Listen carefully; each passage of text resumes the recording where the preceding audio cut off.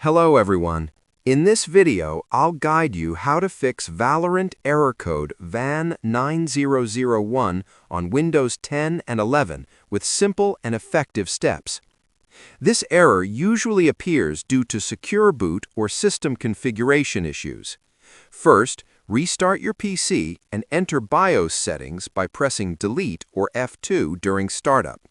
Once inside, make sure Secure Boot is enabled and your system is set to UEFI mode instead of Legacy.